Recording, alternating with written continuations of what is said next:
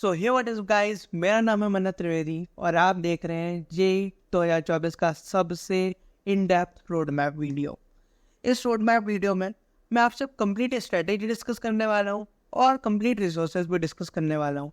सो यार बहुत ही ध्यान से सुनना, क्योंकि इसमें मैंने जो स्ट्रेटेजी बताई है वो मेरी आजमाई हुई है और जो मैंने रिसोर्सेज बताए हैं वो भी पर्सनली मैंने पढ़े हैं, चेक करें। एक एक चीज़ मैं तुम्हें टू द पॉइंट बताने वाला हूँ। सो सबसे पहले एक्सपेक्टेड कट ऑफ्स हम देखने वाले हैं, फिर हम लोग हमारे थोड़े हाई प्रायोरिटी चैप्टर्स देखेंगे वेटेज के हिसाब से भी, और जो टेक्निकली हमें पढ़ने ही हैं वो भी देखेंगे। और फिर उसके बाद हमारा जो बैकलॉग है उसके बारे में डिस्कस करेंगे, 12th का सिलेबस कब कंप्लीट होगा, फिर रिसोर्सेज में हम लोग एक ही चीज़ देखने वाले हैं। सो स्टार्ट करते हैं। First of all cut offs. तो यार कट ऑफ्स क्यों मैं डिस्कस कर रहा हूँ, इसकी ज़रूरत इसलिए है क्योंकि तुम्हें रियलिटी के बारे में पता होना चाहिए। हर साल कट ऑफ धीरे धीरे क्लाइंब अप कर रहा है और हमें हमारे प्रिपरेशन को इस लेवल पे तैयार करना है कि एटलीस्ट इतना तो हम ले ही आए, हमारी एक सीट ज़रूर से सिक्योर हो ही जाए एक अच्छे कॉलेज में। हमें इतना तो करना ही है।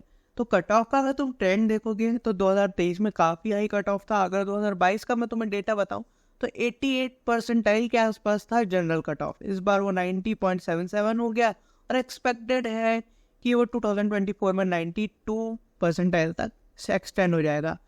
सो तुम्हारे प्रिपरेशन को भी तुम्हें थोड़ा इस बार टाइट लेके चलना है, क्योंकि कंपटीशन इंक्रीज हो रहा है। एक जनरल कैंडिडेट को अप्रोक्स 106 से 112 स्कोर करना पड़ेगा, तब जाके उसे क्वालिफिकेशन मिलेगा जेई मेंस में।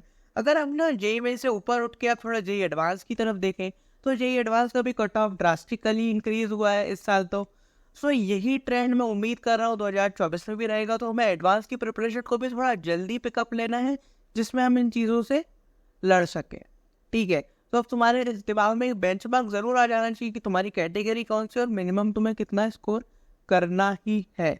Okay, after you are ready with that, अब थोड़ी सी इंपॉर्टेंट बातें कर ली जाए।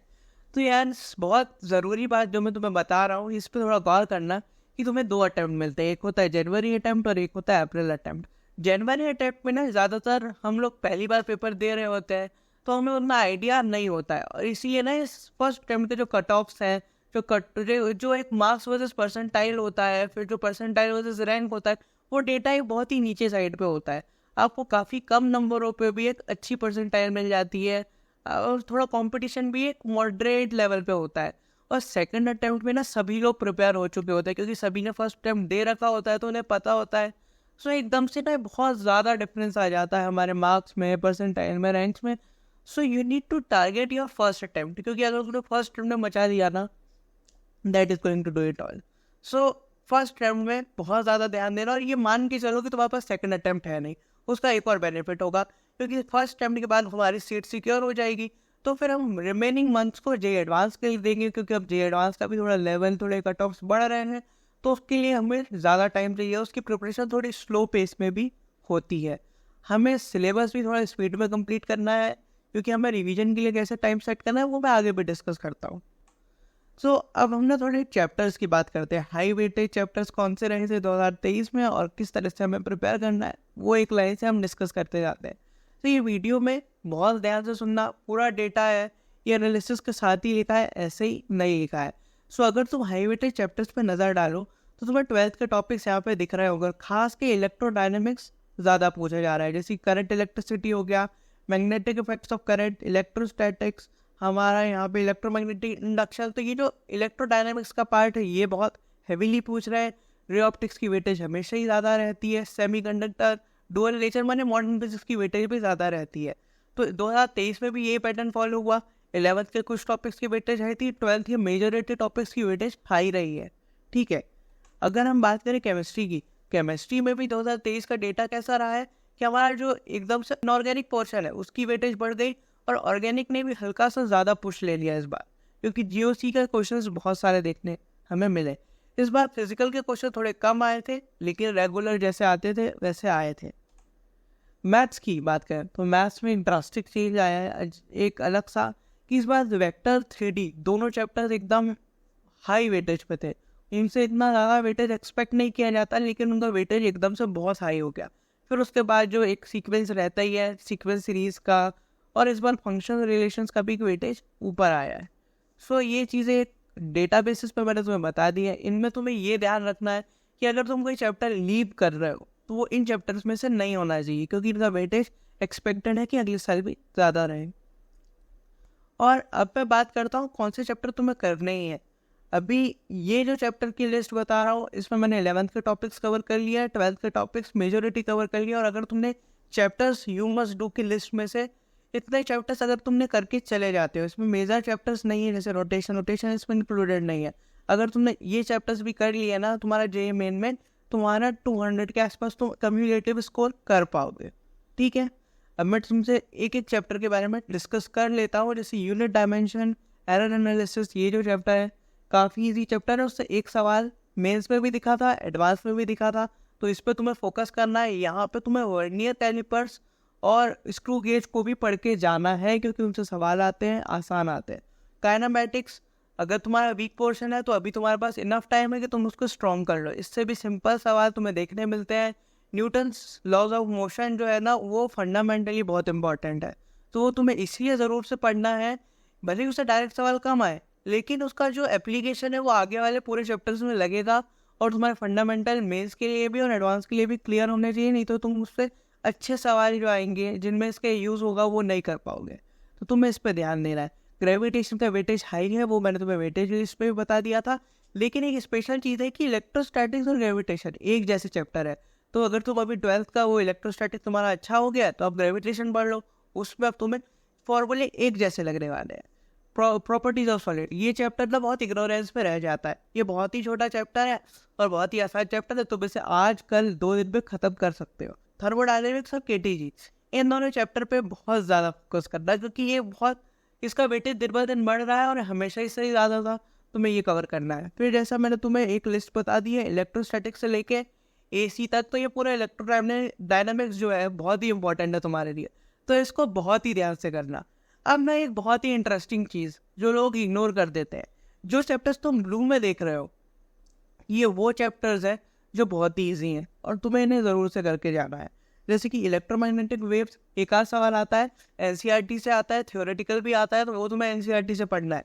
मॉडर्न फिजिक्स में सवाल फार्मूला बेस्ड आते हैं और एनसीईआरटी से थ्योरी वाले सवाल भी आ जाते हैं, उसके लिए भी तुम्हें एनसीईआरटी रेफर करनी है। सेमीकंडक्टर और कम्युनिकेशन आपको एनसीईआरटी दोनों में रेफर करनी है और ये सवाल दोनों टॉपिक से ईजी आते हैं। और रे ऑप्टिक्स में ना जो ऑप्टिकल इंस्ट्रूमेंट वाला पोर्शन है वो तुम्हें बिल्कुल करके जाना है, क्योंकि उससे एक आध सवाल तुम्हें देखने मिल सकता है। और ऑप्टिकल वो रे ऑप्टिक्स में अगर तुमसे पूरा रे ऑप्टिक्स नहीं बने फिर भी तुम एटलीस्ट उसके फॉर्मूले करके जा सकते हो। सो ये कुछ अपना फिजिक्स का ओवरव्यू रहेगा। आगे कि यार फिजिक्स ना तुम्हारे लिए सबसे बड़ा वेपन बन सकता है 2024 में भी, क्योंकि हर साल ना फिजिक्स का लेवल नीचे आ रहा है, टफनेस का लेवल नीचे गिर रहा है और चीज़ें बहुत ही ज़्यादा फॉर्मूला बेस्ड, थोड़ा सा एनसीईआरटी पैटर्न, थोड़ा सा रटने वाला, थोड़ा थियोरेटिकल होते जा रहा है। तो ये तुम्हें सबसे मैक्सिमम मार्क्स स्कोर करने में हेल्प करेगा। सो अपने फॉर्मूलाज पर मेजर ध्यान देना है, क्योंकि अब तुमसे ना जेई मेन स्पेशली टफ सवाल नहीं पूछ रहा है जिसमें ज़्यादा कॉन्सेप्ट लगते हो, ये तुमसे ज़्यादा फॉर्मूला बेस्ड सवाल पूछ रहा है और बहुत थियोरेटिकल क्वेश्चंस भी इस पर आ रहे हैं। सो तुम्हें अपने फॉर्मूला शीट्स बनानी है और फिजिक्स को अपना एक मेजर सब्जेक्ट बनाना है। अगर तुम्हारा वीक है तो उस पर अभी से मेहनत करना शुरू कर दो, क्योंकि तुमको सबसे मैक्सिमम आउटपुट यही सब्जेक्ट देने वाला है 2024 में। अब यार केमिस्ट्री की बात कर लेते हैं। केमिस्ट्री कुछ लोगों को अच्छी लगती है, कुछ लोगों को पसंद नहीं आती है। सो केमिस्ट्री एक ऐसी चीज़ है जिसका सिलेबस बहुत ही वास्ट है, क्योंकि यहाँ पे ऑर्गेनिक, इनऑर्गेनिक और फिजिकल को ध्यान तीनों पे देना है। तो सो मैंने तुम्हें कुछ फंडामेंटल चैप्टर्स तुम्हें बता दिए कि एटलीस्ट इन चैप्टर्स को तुम्हें बिल्कुल से करना है तुम्हारी फिजिकल केमिस्ट्री को स्ट्रॉन्ग करने के लिए। तुम्हारे सामने वो चैप्टर्स है। इनऑर्गेनिक के लिए भी 2 चैप्टर्स तुम्हें बिल्कुल इंपॉर्टेंटली करना, और ऑर्गेनिक में अगर तुमने मात्र 3 चैप्टर पे बहुत ही स्ट्रांगली प्रिपेयर कर लिया ना, तो वे मैक्सिमम क्वेश्चन जैसे तुम देख रहे हो इस बार जीओसी का वेटेज काफ़ी रहा है, तो अगर तुमसे ऑर्गेनिक नहीं भी बनती है एटलीस्ट इन टॉपिक को कर लो। तो इनऑर्गेनिक में भी एनसीईआरटी ही सब कुछ है, जेई मेंस के लिए भी, जेई एडवांस के लिए भी। इधर उधर कोई भी बुक में मत घुसना, डायरेक्ट एनसीईआरटी रीड करना, उसके शॉर्ट नोट्स बनाना। और इनऑर्गेनिक में ना मल्टीपल रिविजन्स की बहुत ज़्यादा ज़रूरत है, क्योंकि उसमें तुम्हें पूरा डेटा अपने दिमाग में बैठाना होगा।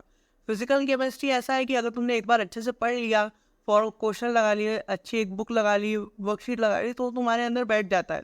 बस अब फॉर्मूला रिवाइज कर लो, सवाल प्रैक्टिस कर लो थोड़े बहुत, और तुम्हारा काम उसमें हो जाएगा। लेकिन ऑर्गेनिक में भी तुम्हें पता है चीज़ें मेमोराइज करनी है, प्रैक्टिस करनी है, और इनऑर्गेनिक में तो मेमोराइजेशन का एक बहुत ही बड़ा रोल है। लेकिन हाँ, ये इंटरेस्टिंग टॉपिक है। अगर तुम इसे एक अच्छे टीचर से पढ़ रहे हो बढ़िया से, तो तुम्हें चीज़ें समझ में आएंगी, और थोड़ी ट्रिक्स, थोड़े से मेमोनिक्स पर आते तुम इसे एक स्ट्रॉन्ग टॉपिक में कन्वर्ट कर सकते हो। बहुत ज़्यादा स्कोरिंग है ये। अब यार केमिस्ट्री में बहुत ही यूनिक चीज़ है जो तुम्हें फिजिक्स में थोड़ी कम देखने मिलेगी और मैथ्स में तो बहुत ही कम देखने मिलेगी। ये कुछ चैप्टर्स हैं, बहुत ही यूनिक चैप्टर्स है, बहुत ज़्यादा थियोरेटिकल है, थोड़े स्टोरी टाइप चैप्टर्स है ये मेरी नज़र में। तो तुम्हें ये थोड़ा अपना बचपन भी याद दिलाएंगे। एनवायरमेंटल केमिस्ट्री हो गई, केमिस्ट्री इन एवरीडे लाइफ हो गई। ये चैप्टर बहुत ही आसान है, तुम इन्हें 1-2 दिन में, 3-4 दिन में आराम से कवर कर सकते हो। अगर तुम वन शॉट देख के आज ही उन्हें ख़त्म करना चाहो, एक दिन में एक चैप्टर तो यूं ही हो जाएगा। सो इन चैप्टर्स को यार ज़रूर से करके जाना। एक एक सवाल, 1-2 सवाल इन्हीं टॉपिक से तुम्हें देखने मिल जाएगा, और वो तुम डायरेक्ट लगा के आगे बढ़ सकते हो। तो तुम्हारे कम से कम 4 से 12 नंबर ये चैप्टर सिक्योर कर देंगे। ठीक है। अब ना केमिस्ट्री की थोड़ी एक बात बतानी थी तुम्हें कि फिजिक्स का जैसे मैं बता रहा हूँ लेवल गिर रहा है, केमिस्ट्री हल्का हल्का क्लाइंब अप कर रहा है। केमिस्ट्री अब एनसीईआरटी की तरफ ज़्यादा इंक्लाइंड हो गया है, तो एनसीईआरटी पे तो तुम्हें बहुत ज़्यादा फोकस करना है। जो अदर स्टैंडर्ड बुक्स हैं उनको करना मना नहीं है, लेकिन बाद में पहले तुम्हारा एनसीईआरटी बोर्ड्स के लिए भी होना चाहिए एक साथ, और तुम्हारा जेईई मेंस के लिए भी, क्योंकि अब जो सवाल है वो बोर्ड टाइप की स्टाइल में ही पूछे जा रहे हैं। इनऑर्गेनिक का वेटेज हर साल अभी बढ़ रहा है, लेकिन ये ट्रेंड हल्का सा चेंज हो सकता है। ऐसा हो सकता है कि 2024 में ऑर्गेनिक का वेटेज एकदम से हाई हो जाए। ना मैं प्रेडिक्ट कर सकता हूँ ना कोई और। तो तुम्हें केमिस्ट्री में तो तीनों चीज़ों को एकदम बैलेंस में चलना पड़ेगा। सिलेबस ज़्यादा है केमिस्ट्री का as compare to physics and math, तो तुम्हें ज़्यादा टाइम इन्वेस्ट करना पड़ेगा इस सब्जेक्ट में। ठीक बात, आगे बढ़ते हैं। मैथ्स। अब ये मैथ्स ऐसा सब्जेक्ट है यार, कई लोगों को पसंद आता है तो उनका बेस्ट सब्जेक्ट बन जाता है, कई लोग इससे डरते हैं तो परेशान हो जाते हैं। तो यार मैथ्स में जैसे मैंने तुम्हें स्टार्टिंग में भी बताया, 3D ज्योमेट्री और vector algebra they are the king.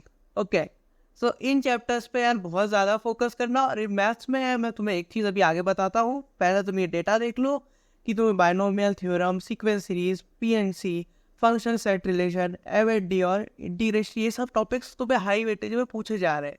और इसमें से कई टॉपिक यार इंडिपेंडेंट भी है। जैसे सीक्वेंस सीरीज को पढ़ने के लिए तुम्हें कोई और चैप्टर की जरूरत नहीं है।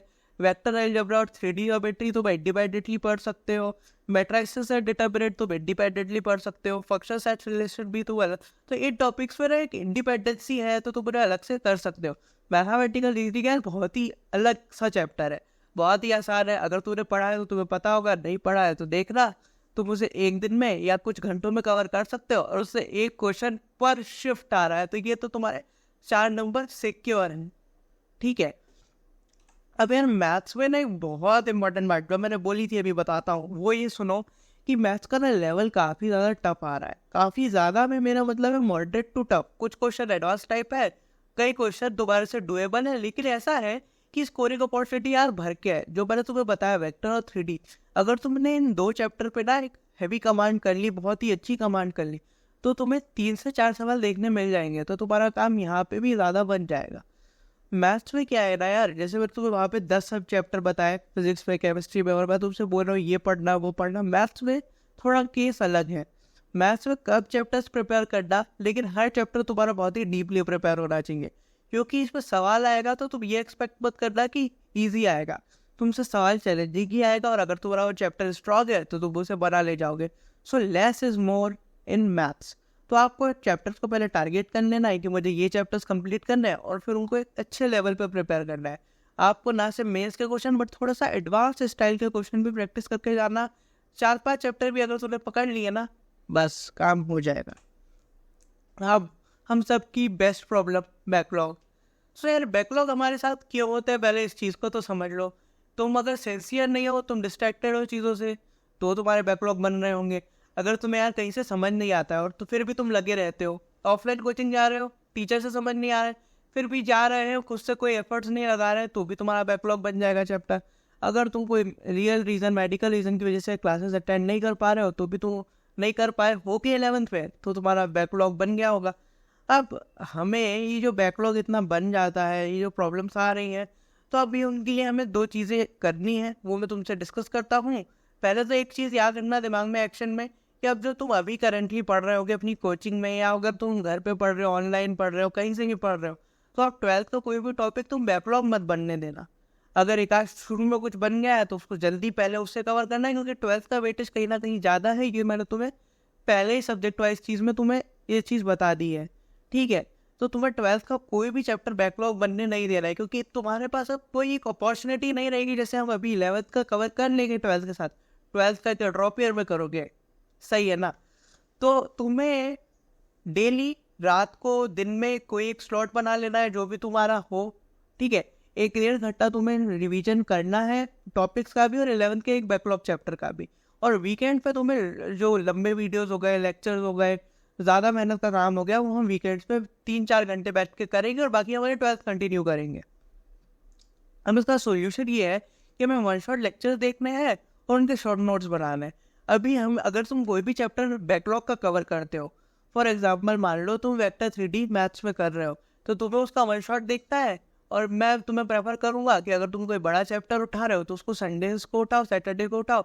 और अगर तुम्हारा कोई अब बड़े चैप्टर बचे हैं तो फिर उसे रेगुलर 1-2 घंटे दिया करो, जिसमें तुम्हारा फ्लो ना टूटे। और तुम्हें बैकलॉग जब कवर कर रहे हो तो तुम्हें बहुत सारे क्वेश्चन करने की जरूरत नहीं है। तुम्हें 30 to 40 क्वेश्चन, अच्छे क्वेश्चन सिलेक्टेड कर लेने हैं अपने लेक्चर के बाद, उतने में तुम्हारा एक बैकलॉग कवर हो जाएगा। फिर जब तुम रिवीजन करोगे टेस्ट के लिए तो तुम आगे PYQs करते जा सकते हो, ठीक है। तो बैकलॉग क्या 2 तरह के होते हैं, पहले से 2 उसमें क्लासीफाई करा है कि तुम्हारे लिए थोड़ा ईजी हो जाए तुम्हारी प्रॉब्लम को समझना। देखो, अब तुम खुद से सोच सकते हो, अगर तुम्हारे 5 चैप्टर बैकलॉग में है तो उसमें 2 चैप्टर ऐसे हो गए जो तुमने क्लास में ध्यान से थोड़े बहुत पढ़े हैं और बाकी चैप्टर ऐसे हैं जो तुमने उठाए ही नहीं है। तो जो चैप्टर तुमने थोड़े बहुत पढ़े हैं, बेसिक अंडरस्टैंडिंग या NCERT लेवल आता है, तो उनके ना शॉर्ट वीडियोस तुम्हें यूट्यूब पे मिल जाते हैं जो 1 से 2 घंटे के होते हैं, जिनमें कॉन्सेप्ट थोड़ा जल्दी कवर होता है और क्वेश्चन प्रैक्टिस पर ज़्यादा ध्यान देते हैं। तो वो वाली वीडियोस तुम्हारे बहुत काम आएगी जब तुम्हें ऐसे चैप्टर समझना है जो तुम्हें थोड़े बहुत आते हैं पर अच्छे से नहीं आते। और जिस चैप्टर को तुमने बिल्कुल नहीं उठाया उनके तुम्हें वन शॉट्स मिलेंगे थोड़े लेंथी वाले, जो 5 to 6 आवर्स के हो सकते हैं। तो वो तुम्हें वीकेंड्स पे उठाना है, क्योंकि ये बिल्कुल बेसिक से शुरू होता है कि आपने कुछ नहीं पढ़ा है और फिर इसमें एडवांस लेवल तक वो क्वेश्चन प्रैक्टिस ये वो। तो वो मैं तुमको आगे बताऊंगा रिसोर्सेज में कि कैसे कवर करना है, ठीक है। अब यार ये बहुत ध्यान से सुनना कि हम सब लोग कोचिंग इंस्टीट्यूशन ज्वाइन कर लेते हैं, वो ऑफलाइन हो या ऑनलाइन हो, लेकिन उनका जो होता है वो एक बच्चे को एक बिजनेस पॉइंट ऑफ व्यू से ही देखते हैं। वो लोग भी सिलेबस कंप्लीट कराएंगे, लेकिन उनका सिलेबस जनरली दिसंबर एंड तक कंप्लीट होता है और तुम्हारा फिर जनवरी में तो पेपर आ जाएगा। तो तुम रिवीजन कब करोगे? एग्जैक्टली वही बात है। तो तुम्हें अपना जो खुद का सिलेबस है वो तुम्हारे हाथ में है, तुम कितना पढ़ रहे हो, क्योंकि रिसोर्सेस तो तुम्हारे पास है। तुम ये नहीं बोल सकते कि टीचर ने नहीं पढ़ाया तो मैंने नहीं पढ़ा। तुम्हारे पास रिसोर्सेज अवेलेबल है यूट्यूब पे, अलग अलग वेबसाइट्स पे, ऐप्स पे, तो वहाँ पे तुम्हारे पास रिसोर्सेज। और ये तुम्हारी रिस्पॉन्सिबिलिटी है कि अक्टूबर से मिड नवंबर तक तुम अपना personal syllabus with practice question सब कवर कर लो। अगर थोड़ा प्रैक्टिस बच भी जाता है तो थ्योरी तो पूरी कवर हो जानी चाहिए, नोट्स तुम्हारे पूरे कंप्लीट हो जाने चाहिए। और आप फिर जब तुम्हारे पास अब टाइम बचता है मिड जनवरी तक, तुम्हें फिर PYQs लगाने हैं बहुत फोकस से, और उन PYQs पे एनालाइज करना है, मॉक टेस्ट देने हैं और अपने शॉर्ट नोट्स बनाते जाना है बार बार, जिसमें तुम्हारे इनऑर्गेनिक टाइप के टॉपिक्स दिमाग में बैठ जाए। तो ये तुम्हें करना है जब तक तुम्हारा सेशन 1 आता है। फिर तुम्हारा सेशन 1 के बाद तुम्हें JEE को थोड़ा भूल के अपने बोर्ड्स पे ध्यान देना है। तो तुम्हें एकदम से थोड़े लेंथी आंसर्स कैसे लिखना है, तुम्हारे जो एडिशनल सब्जेक्ट्स हैं जैसे इंग्लिश हो गया, PE हो गया, CS हो गया, इन पे भी फोकस करना है तुम्हारा। तो वो सब चीज़ें यहाँ पे चलती रहेंगी, ठीक है। ये तुम्हारा कुछ टाइमलाइन होने वाला है, तो अपना सिलेबस जल्दी कंप्लीट करना बहुत ज़रूरी है। चलो, तो यार एक रिसोर्सेज के लिए एक हमारे पास एक प्लेटफॉर्म है, अपना ही प्लेटफॉर्म है जो है बाय तैयारी ऐप। तो बाय तैयारी ऐप पे ना तुम्हें मैंने पूरे लेक्चर्स को उसी वे पे शॉर्ट करके दे दिया है कि ये यार ये वो क्विक रिवीजन वीडियोस है और ये वो लॉन्ग वीडियोस है जो तुम अपने बैकलॉग को कवर करने में देख सकते हो। जो शॉर्ट नोट्स मैंने बनाए थे वो भी ऐप पे है। जो अलग टीचर्स के शॉर्ट नोट्स मुझे अच्छे लगे थे जिनने मैंने जिनसे रिवीजन करा था वो भी तुम्हें ऐप पे मिल जाएंगे। तुम्हें ऐप पे मॉक टेस्ट देने के लिए PDF मिल जाएगा। अगर तुम्हें काफ़ी सारी चीज़ें मैंने फ्री में ऐप पे प्रोवाइड करी है। ऐप पे ना यार कोई एड सब्सक्रिप्शन, ठीक है। ऐप 100% फ्री है, डाउनलोड करो और तुम इन चीज़ों को देख सकते हो। और पढ़ाई तो तुम्हारी चलती रहेगी, उसके साथ जो तुम्हें लगती है जैसे कि तुम्हें कट ऑफ रैंक देखना है कि JEE 2024 में कितनी हो सकती है, क्या मार्क्स पे क्या रैंक आ रही है, कौन सा कॉलेज अच्छा है, वो सब चीज़ें भी मैंने इस पर डाली हुई है। और तुम्हें बहुत ही अच्छा एक प्लेटफॉर्म मिल जाता है जहाँ पे तुम अपनी स्टडी को कंटिन्यू कर सकते हो। तो यार पूरी चीज़ें प्रॉपरली सॉर्टेड अपने फ्री ऐप पे अवेलेबल है, डिस्क्रिप्शन में उसकी लिंक है, डाउनलोड करना और ज़रूर से यूज़ करना। आगे बढ़ते हैं मॉक टेस्ट पे। तो यार मॉक टेस्ट की PDF माय तैयारी ऐप पे जैसा मैंने तुम्हें अभी बताया डले हुए हैं, तो वहाँ से मॉक टेस्ट दे सकते हो। लेकिन मेरे पर्सनल यूजेस में मैंने 2 टेस्ट सीरीज़ का इस्तेमाल करा था। एक टेस्ट सीरीज़ है और एक ऐसा एक PYQ टेस्ट का ऐप है, वो दोनों मैं तुमसे डिस्कस कर लेता हूँ। मैंने मैथॉन वो की टेस्ट सीरीज़ परचेज करी थी। वो टेस्ट सीरीज़ मार्केट पे सबसे ज़्यादा रेलेवेंट है। हाँ, वो थोड़ी सी एक्सपेंसिव साइड है, लेकिन उसके जो सवाल है वो उसी पैटर्न पे आए थे जैसे 2023 में आए थे और मैंने जैसे मॉक टेस्ट में करे थे। तो वो एक काफ़ी ज़्यादा सीमलेस एक्सपीरियंस था मेरे लिए, मुझे एक शॉकिंग एलिमेंट बिल्कुल नहीं लगा था। वो तो अगर अफोर्ड कर सकते हो तो बिल्कुल उससे बेस्ट कुछ नहीं है। और भी तुम्हारे पास और भी ऑप्शन है, जैसे ATP स्टार की भी तुम ले सकते हो अगर तुम्हें अफोर्डेबिलिटी की प्रॉब्लम आ रही है, या फिर तुम और भी ऑप्शन चेक कर सकते हो। और अगर तुम्हें ये परचेज नहीं करना है तो PYQ टेस्ट ये तो तुम डेफिनेटली परचेज कर लो, क्योंकि PYQ टेस्ट का ये जो ऐप है इसकी costing around 25 rupees to 50 rupees ऐसी ही कुछ पड़ती है। द बेसिस आप 3 महीने का ले रहे हो, 6 महीने का ले रहे हो, बहुत ही चीप है। और उस पर तुम्हें हर चैप्टर के वो मिल जाते हैं PYQ वाले टेस्ट सेशन वाइज, और तुम अपने पर्सनलाइज टेस्ट भी जनरेट कर पाते हो। तो ये जो एग्जाम गोल का ऐप है ये भी मुझे बहुत अच्छा लगा था और इसको मैंने बहुत ही रेगुलरली यूज़ करा था, वो भी तुम प्रेफर कर सकते हो। उसके बाद ये जो तुम्हारे तो डाउट्स हैं, जो काफ़ी लोग पूछते हैं कि यार प्रीवियस ईयर क्वेश्चंस करने से क्या हमारा काम बन सकता है। So definitely previous year questions अगर तुम सिर्फ वो भी कर लेते हो 2 से 3 बार अच्छे से, और उनको प्रॉपर्ली रिवाइज भी कर लेते हो कि यार इस टाइप का सवाल आया था मैंने ऐसे किया था प्रॉपर्ली टेस्ट के पहले, तो तुम ये चीज़ देखोगे कि 70-80% क्वेश्चन PYQ से ही हर साल उठ के आते हैं, 10 से 20% क्वेश्चन नए उठ के आते हैं। सो अगर तो PYQs कर रहे हो तो तुम्हारा एक कॉन्सेप्ट डेवलप भी होगा, तो वो 10 से 20% भी तो अपने दिमाग से कॉन्सेप्ट लगा के कर सकते हो। और इसलिए मैं तुम्हें प्रेफर करूँगा JEE मेन के तो पूरे करना, और 5 to 10% JEE एडवांस के भी प्रीवियस ईयर्स कर लेना, तो तुम्हारा एक अपर एज वाला एक वो हो जाएगा। अब भैया मैं कहाँ से PYQs करूँ, तो तुम्हें अगर बुक खरीदनी है तो दिशा के PYQs तो फिजिक्स और मैथमेटिक्स से खरीद सकते हो। जब मैंने ली थी दिशा की बुक तो मेरी केमिस्ट्री बुक में थोड़े मिसप्रिंट्स ज़्यादा थे, तो मैं डायरेक्ट रिकमेंड नहीं कर रहा हूँ, पर तुम अपडेटेड बुक देखना और या तो तुम अरिहंत की उस केस में ले लेना। और अगर तुम बुक्स प्रेफर नहीं करते हो as in my personal case, तो मैंने बुक्स ली थी पर मैंने उनसे ज़्यादा जो ऑनलाइन टेस्ट प्लेटफॉर्म था वो PYQ का वो मैंने यूज़ करा था। तो तुम ऑनलाइन रिसोर्सेज भी यूज़ कर सकते हो, गूगल पे तुम्हें PDF में मिल जाएंगे। So as per your need, आपको जैसे अवेलेबिलिटी हो फ़ोन की लैपटॉप की, उस हिसाब से आप देख सकते हो। इसके बाद इस पूरे रोड मैप का कंक्लूजन हम डिस्कस कर लेते हैं। तो इस रोड मैप में यार मैंने तुम्हें पहले रिसोर्सेज बताए, कट ऑफ भी डिस्कस करिए, तुम्हारा एक बेंचमार्क बना दिया कि तुम्हें इतना पढ़ाई ज़रूर से करनी है। चैप्टर्स भी मैंने लिस्ट डाउन कर दिए हैं, कौन से चैप्टर्स तुम्हें बिल्कुल करके जाना है, उस चीज़ को एक बार और अच्छे से देख लेना। अपनी एक लिस्ट बना के अपने दीवार पे लगा लेना कि ये टॉप 10 चैप्टर भैया ने बताए थे, ये बताए थे, वो मैंने करे हैं कि नहीं अपने JEE मेन के पहले। अगर तुम JEE मेन के पहले भी मॉक टेस्ट दोगे तो तुम्हारी कोचिंग में जो भी इंस्टीट्यूट है वहाँ पे फुल मॉक टेस्ट होंगे, तो उसमें ये स्ट्रेटेजीज अप्लाई कर सकते हो कि मैंने इतने चैप्टर कर लिए और देख लेना कितने क्वेश्चंस कैसे आ रहे हैं। ठीक है, अभी तुम्हारे पास बहुत टाइम है इन द सेंस, अगर तुम मेहनत करते हो। अगर तुम मेहनत नहीं करते हो तो ये 6 महीने भी वैसे ही बीत जाएंगे जैसे तुम्हारा 11th निकला था और अभी का 12th बीता है। सो तुम्हें थोड़ी मेहनत तो करनी है, बहुत फोकस होकर करनी है, और तुम्हें एक चीज़ का अवेयर होना चाहिए कि आज मैं अभी कुछ कर रहा हूँ तो मैं क्यों कर रहा हूँ और क्या कर रहा हूँ। रोड मैप सेशन मैंने जो बनाया वो तुम्हारे अगर काम नहीं आएगा अगर तुम मेहनत नहीं करोगे तो। सो आफ्टर ऑल मैंने यार तुम्हारे लिए एक चेकलिस्ट का PDF जिसमें इंपॉर्टेंट चैप्टर्स हैं और ये स्लाइड्स हैं, ये सब मैंने तुम्हें माय तैयारी ऐप पे अपलोड कर दिया है कि वीडियो देखने के बाद तुम कभी भी रेफर कर लेना। तो मिलते हैं नेक्स्ट वाली वीडियो में, टिल देन गुड बाय।